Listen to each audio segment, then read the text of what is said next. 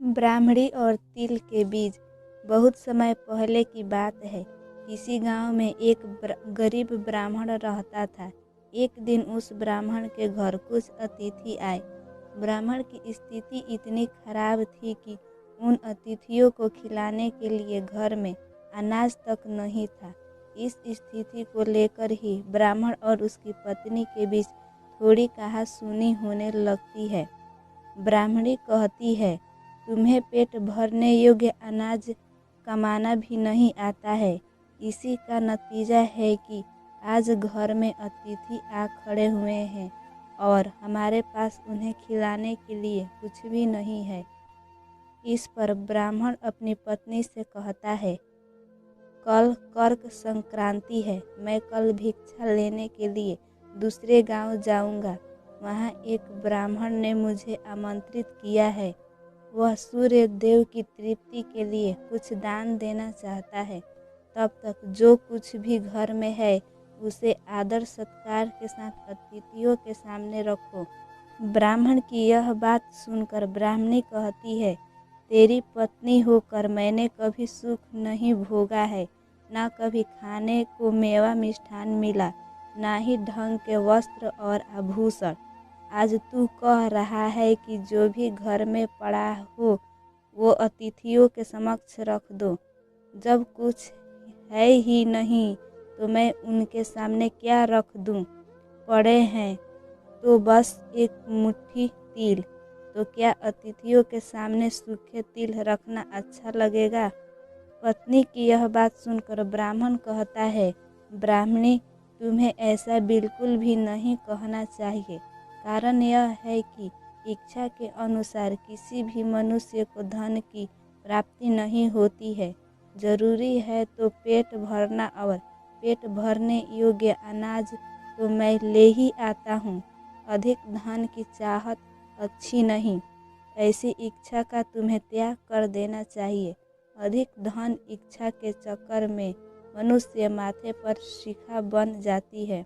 माथे पर शिखा वाली बात सुन ब्राह्मणी बड़े ही आश्चर्य से ब्राह्मण से पूछती है, अधिक धन की इच्छा में माथे पर शिखा हो जाती है? मैं कुछ समझी नहीं। जो भी कहना है खुलकर कहिए। ब्राह्मणी के इस सवाल का जवाब देने के लिए ब्राह्मण अपनी पत्नी को शिकारी और गीदड़ की एक कहानी सुनाता है। ब्राह्मण कथा की शुरुआत करता है। एक दिन एक शिकारी जंगल में शिकार की खोज कर रहा था। जंगल में कुछ दूर आगे बढ़ने के बाद शिकारी को एक काले रंग का पहाड़ जैसा विशाल सूअर दिखाई देता है। सूअर को देखते ही शिकारी अपना धनुष उठा लेता है और कमान खींचते हुए सूअर पर निशान लगा देता है।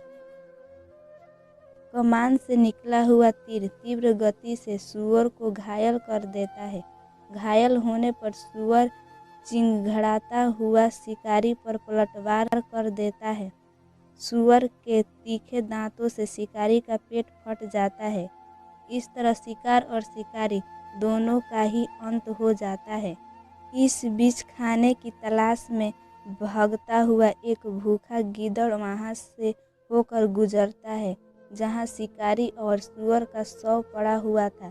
बिना मेहनत इतना सारा भोजन देख गीदड़ मन ही मन बहुत खुश होता है और मन ही मन सोचता है कि आज तो ईश्वर की बड़ी कृपा हुआ जो इतना अच्छा और अधिक भोजन एक साथ मुझे मिला है। मैं इसे धीरे धीरे और आराम से खाऊंगा ताकि लंबे समय तक मैं इसे उपयोग में लाऊंगा।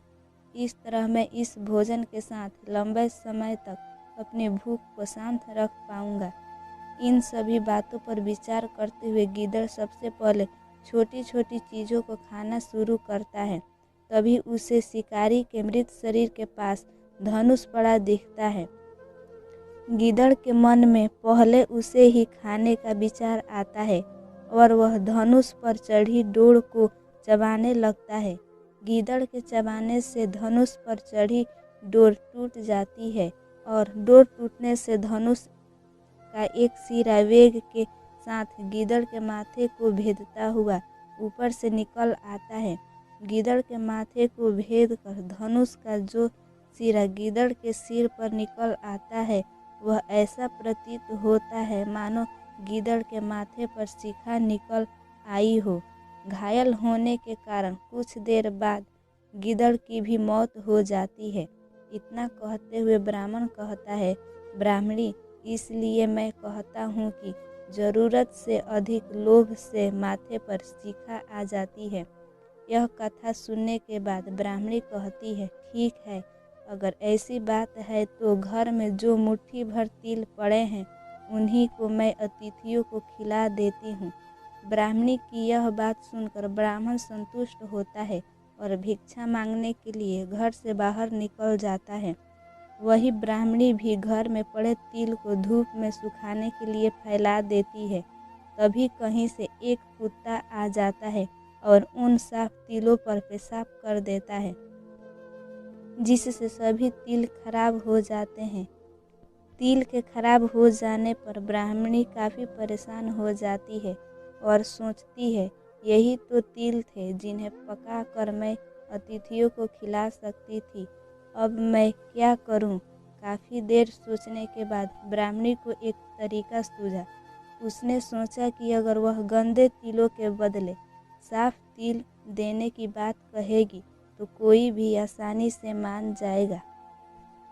साथ ही किसी को भी इन तिलों के खराब होने की बात पता नहीं चलेगी। इस विचार के साथ वह उन तिलों को लेकर घर घर घूमने लगी। ब्राह्मणी की यह बात सुनकर एक महिला वह तिल लेने के लिए तैयार हो गई, लेकिन उस महिला का पुत्र अर्थशास्त्र पढ़ा हुआ था। उसने अपनी माँ से कहा कि इन तिलों में ज़रूर कोई न कोई खोट होगी, वरना कौन साफ सुथरे तिलों को गंदे तिलों के बदले देने के लिए तैयार होगा।